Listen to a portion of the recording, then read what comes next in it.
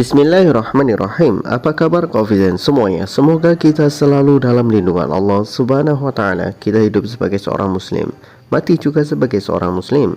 Confident semuanya, ada yang baru di Arab Saudi, yaitu sebuah kota yang akan dibangun oleh Arab Saudi, dan itu diklaim sebagai kota modern terbesar di dunia. Inilah gilanya Saudi saat ini.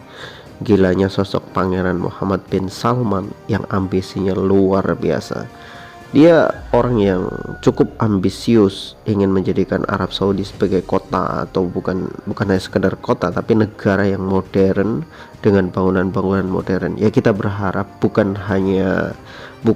negaranya saja yang modern, tapi Islamnya juga mohon untuk tidak dimodernkan. Dalam artian Islamnya jangan dirubah. Tetaplah Islam, tetap Islam. Modern bangunan gak masalah, negara modern gak masalah, teknologi modern gak masalah, tapi Islam jangan diperbaharui menjadi sesuatu yang baru. Biar Islam tetap semurni-murninya Islam seperti itu, dan Islam menjadi Islam yang sebenar-benarnya, Islam yang kafah, tidak diotak-atik. Itu yang kita harapkan. Jadi yang dimodernkan adalah negaranya dan teknologinya, tetapi Islamnya tetap seperti itu. Islam sesuai Al-Quran, As-Sunnah Rasulullah SAW, tidak menjadi sekuler atau tidak menjadi liberal. Itu yang kita harapkan. Negara Saudi tetap memegang teguh kepada ajaran Al-Quran dan Al-Hadis. Semoga tetap seperti itu, amin. Confident semuanya, yang menjadi pokok permasalahannya itu adalah yang ramai di internet, adalah isu bahwa di kota modern yang akan dibangun di Arab Saudi itu ada Ka'bah baru. Ya, Ka'bah baru yang nantinya ya akan jadi sebuah tempat untuk menyambut Dajjal. Wah, gitu. Jadi kadang itu warganet ya punya teori-teori konspirasi yang kacau balau gitu. Entah dari mana mereka itu dapat seperti itu, kita nggak tahu ya. Jadi confident semuanya, memang betul ada bangunan yang mirip Ka'bah yang akan dibangun di kota baru. Mirip ya, ingat mirip Ka'bah. Dia persegi 4 ya, kayak Ka'bah itulah, kotak gitu. Makanya disebut Muka'ab. Muka'ab itu ya kayak itulah, bentuknya seperti Ka'bah. Ka'bah ya, Ka'bah. Kemudian bangunan yang baru ini disebut sebagai Muka'ab. Ya, Muka'ab itu bisa dikatakan kotak gitu. Bentuknya kayak ya apa? Ya kotak gitulah pokoknya. Nah, itulah yang akan dibangun di Arab Saudi, dan ini menjadi perbincangan warganet. Katanya kiblat mau dipindahkan dia ke tempat yang baru, ke kota yang baru, kota modern yang nanti akan disebut sebagai Muka'ab. Nah, ada yang mengatakan Muka'ab ini sebagai satu saingan dari Ka'bah. Enggak begitu, brother. Jadi Arab Saudi enggak seperti itu juga. Bukan berarti bangunan yang baru itu nanti akan jadi tempat yang sebagai penyambutnya Dajjal dan sebagainya. Enggak seperti itu. Yang harus kita pahami adalah cara berpikir mereka dulu. Jadi Ka'bah itu adalah bangunan paling dibanggakan oleh mereka. Ingat, bangunan paling dibanggakan oleh orang-orang Arab adalah Ka'bah, kiblatnya umat Islam. Bangunan yang bentuknya sederhana, tetapi setiap hari selalu dikunjungi oleh orang-orang yang umroh, orang-orang yang beribadah.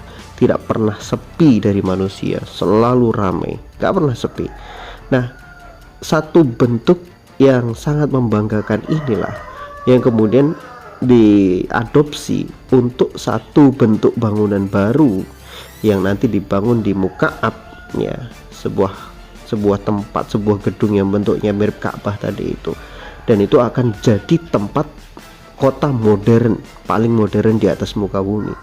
Jadi bukan berarti itu untuk menyambut Dajjal, enggak, tetapi justru menurut saya pribadi itu karena memang kebanggaan orang Arab terhadap Ka'bah, sehingga mereka membuat satu bangunan yang mirip dengan Ka'bah untuk tetap untuk tetap menjaga identitas mereka terhadap Islam, bahwa meskipun mereka itu punya kota modern, tetapi tetap saja mereka adalah orang Islam dan kebanggaan mereka adalah Ka'bah. Itu yang harus kita pahami. Jadi bukan tempat yang aneh-aneh, bukan, tetapi justru menunjukkan kebanggaan mereka. Dan kalau kita berbicara lagi tentang ambisinya Muhammad bin Salman, pangeran mahkota ini, dia ambisinya sangat banyak sekali. Selain kota modern yang akan dibangun, dia juga berencana membuat menara tertinggi di dunia itu nanti di Mekah. Ini ambisi yang sangat luar biasa. Ya, jujur aja, ambisi yang sangat luar biasa. Dan diperkirakan dana untuk membuat menara yang tingginya hampir mencapai awan itu diperkirakan ya sekitar, bisalah kalau untuk membangun IKN itu 2 IKN gitu.